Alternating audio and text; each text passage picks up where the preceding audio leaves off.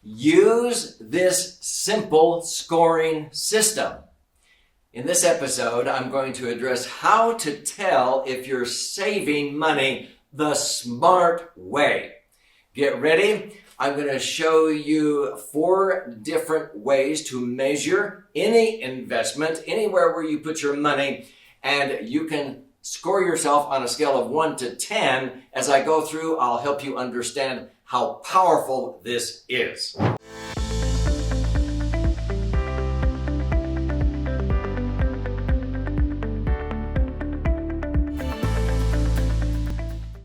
So my name's Doug Andrew, and I've helped many Americans prepare for long-term goals like retirement, or maybe college funding for their children or grandchildren, business owners for working capital, real estate investors, emergency funds, estate planning.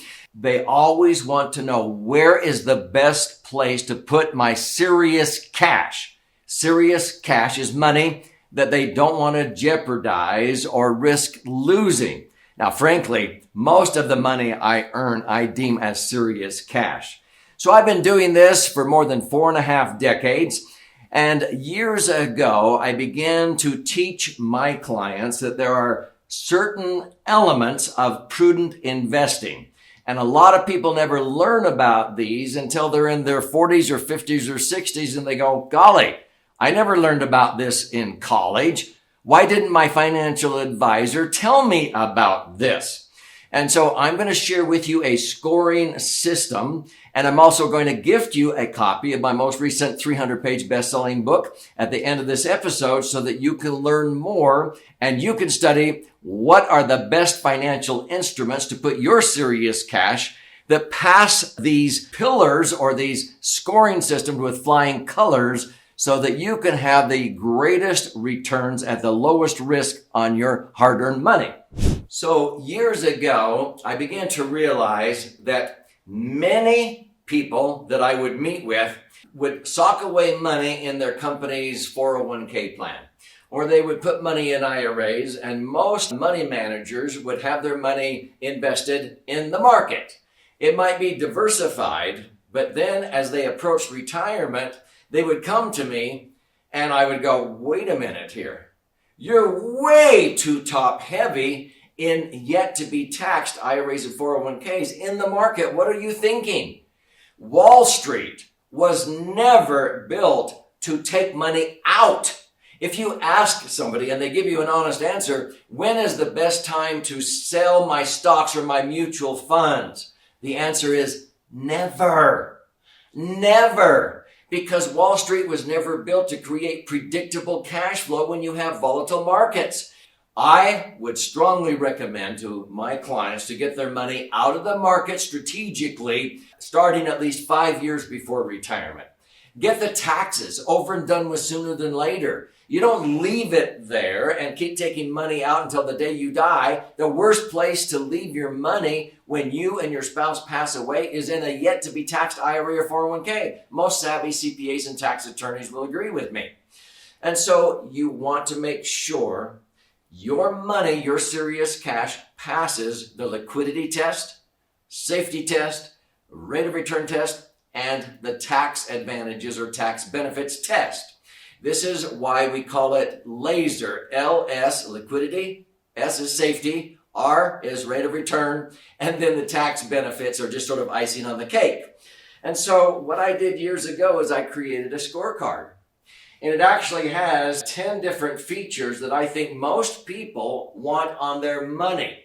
The last 5 don't really have to do directly with the cash. It has to do with leaving behind the money to your children so it doesn't ruin them. Equal opportunity instead of equal distribution trust, and how to leave behind the real cash, KASH, which is an acronym that stands for knowledge, attitude, skills, and habits. See, I want to leave behind to my children and grandchildren how to fish instead of just dumping a bunch of fish in their lap.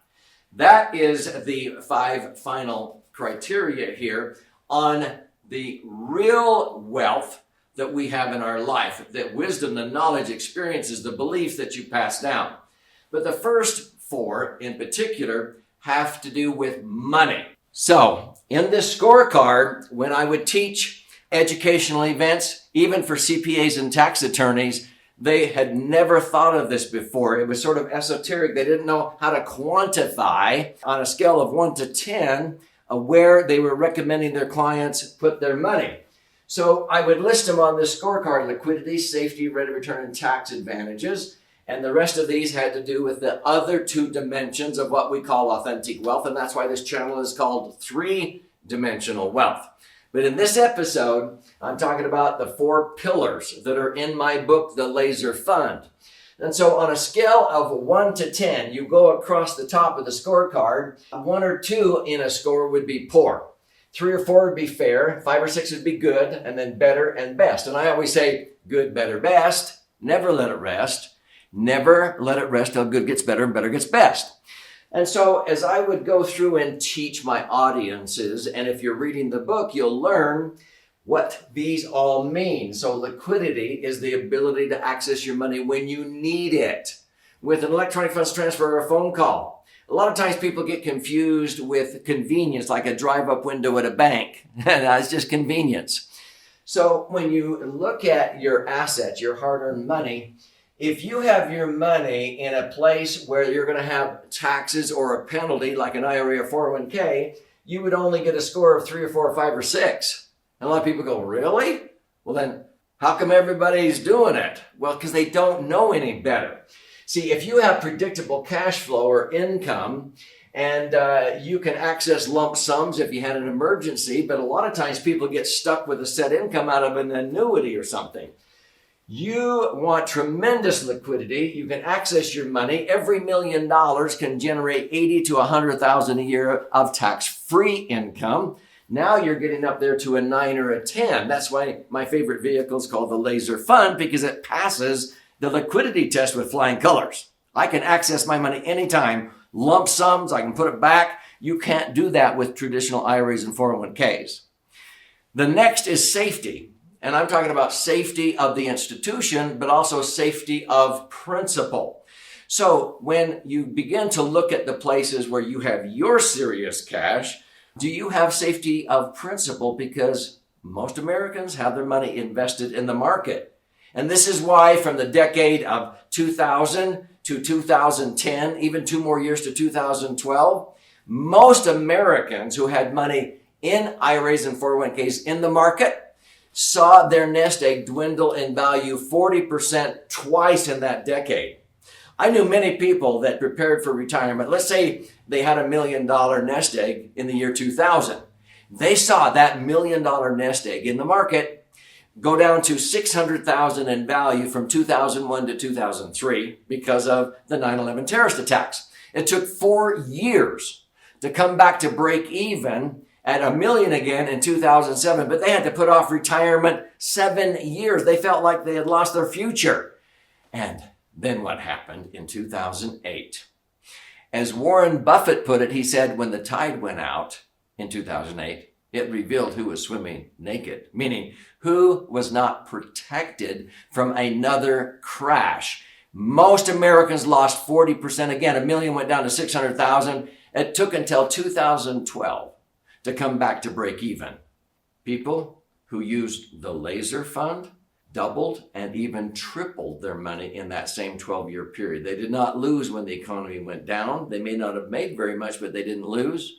And at the end of 2012, their million had grown to $2.5 to $3 million and was generating 3 to 6 times the cash flow that money in IRAs and 401ks in the market was generating.